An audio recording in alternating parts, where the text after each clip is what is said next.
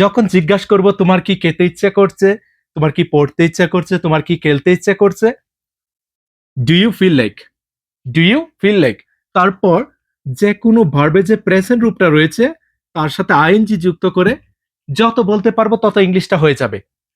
Do you feel like eating, তোমার কি খেতে ইচ্ছা করছে, do you feel like reading, তোমার কি পড়তে ইচ্ছা করছে, do you feel like playing, তোমার কি খেলতে ইচ্ছা করছে, সবাই কিন্তু জিজ্ঞাসা করতে পারবো।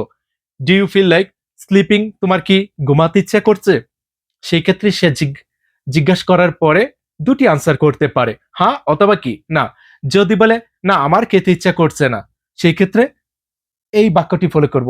যদি বলে হ্যাঁ আমার খেলতে ইচ্ছা করছে, পড়তে ইচ্ছা করছে, এই সেন্টেন্সটি ইউজ করব, তাহলেই হবে। Okay, I do not feel like, আমার ইচ্ছা করছে না। I do not feel like eating, আমার খেতে ইচ্ছা করছে না।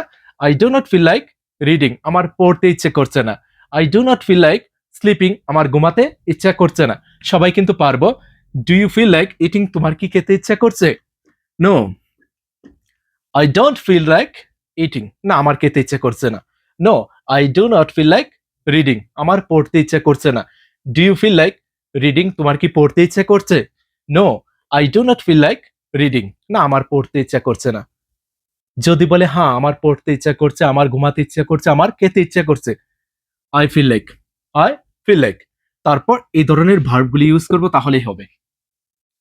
Do you feel like eating, তোমার কি খেতে ইচ্ছে করছে, ইয়েস